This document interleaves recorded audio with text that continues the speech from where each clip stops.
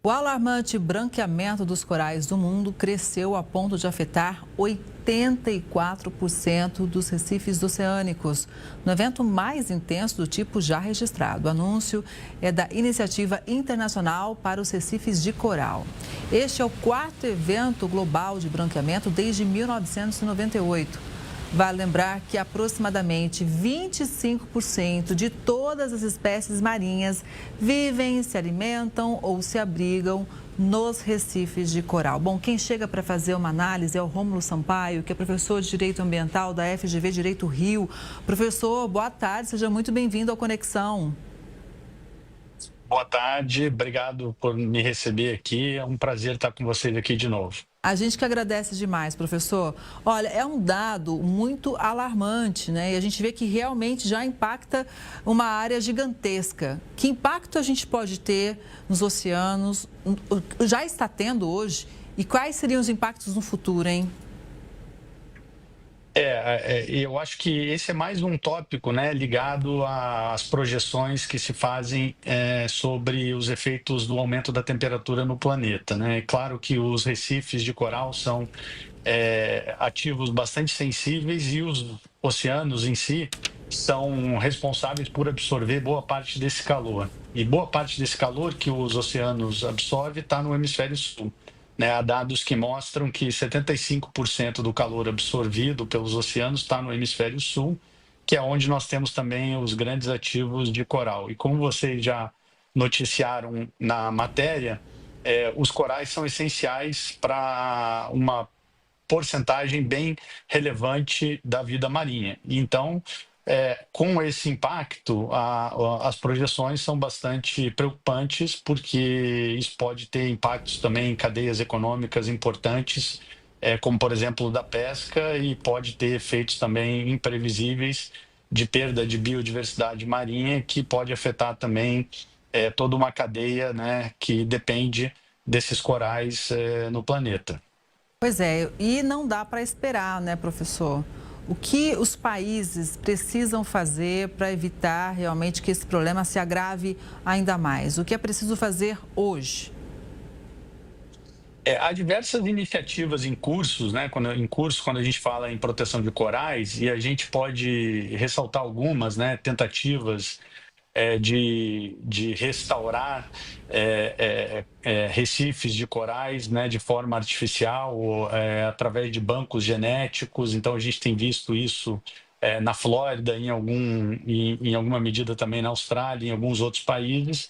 Mas os especialistas, os cientistas parecem convergir que a solução para tentar reverter esse quadro passa realmente pela mitigação dos efeitos das mudanças do clima, o que significa que nós precisamos emitir menos gases de efeito estufa, precisamos fazer uma transição energética para que a gente reduza a dependência, que hoje ainda é muito grande no mundo, em combustíveis fósseis e matrizes emissoras de gases de efeito estufa. Então, não tem outra fórmula, nada que a gente tenha tentado cientificamente hoje vai ser tão efetivo quanto a gente tentar cumprir com as metas do Acordo de Paris, que é aquele acordo internacional, lembrando ao telespectador, que tenta fazer com que os países limitem as suas emissões globais para que o mundo fique dentro de um aumento não superior a 1,5 graus, ou chegando no máximo a 2 graus centígrados, né? Lembrando que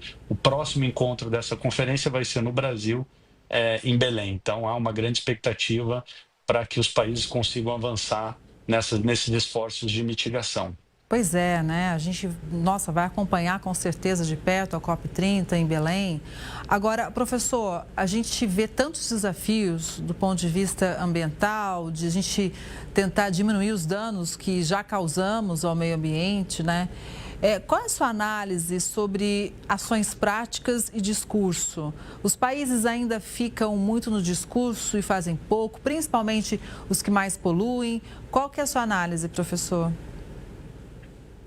Essa é uma questão muito difícil, porque, né, quando a gente tem um problema dessa magnitude, e a gente está ilustrando uma parte desse problema falando dos corais, né? A gente tem um problema de magnitude global. Isso significa que a resolução, né, para resolver esse problema, nós precisamos de um esforço global, esforço de muitos países.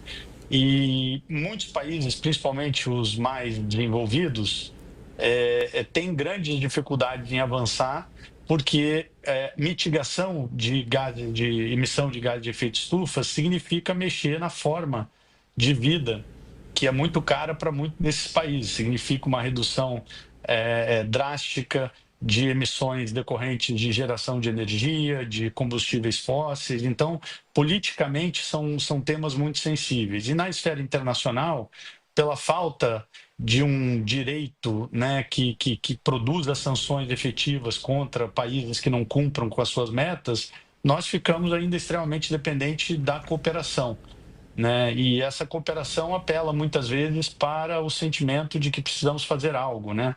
O sentimento moral das políticas de cada país, mas elas têm se mostrado muito demoradas, muito lentas para produzir os resultados que a gente precisa. Então, portanto, a expectativa é que nessa próxima, se seguirão, a gente consiga trabalhar mecanismos que tragam para a mesa esforços realmente concretos dos países que mais são responsáveis pelas emissões, para que a gente tenha aí uma reversão e consiga cumprir com as metas do Acordo de Paris.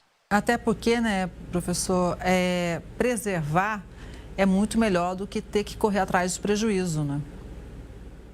Claro, porque tem repercussões econômicas também, né? Então, mesmo que alguém pense assim, poxa, mas o que o coral tem a ver com a minha vida, né? Ou seja, mesmo que que o indivíduo não tenha uma sensação de relação com a natureza, seja o coral, a floresta ou qualquer outro ativo ambiental, há impactos econômicos relevantes. A gente acabou de falar, né, que a perda dos corais impacta a cadeia da pesca, impacta a cadeia do turismo, que hoje é muito relevante também. Então, ela traz prejuízos não apenas para o ambiente, o que por si só já deveria ser um grande motivador para que a gente tome ação enquanto país, enquanto indivíduo, mas ela também tem repercussões econômicas, né? E eu acho que se não apelar pelo lado da proteção ambiental, poderia apelar pelo lado do risco econômico que essa destruição pode representar para várias economias de vários países, né? Bom, vamos seguindo, trazendo aqui as análises, né, e torcendo de fato para a ação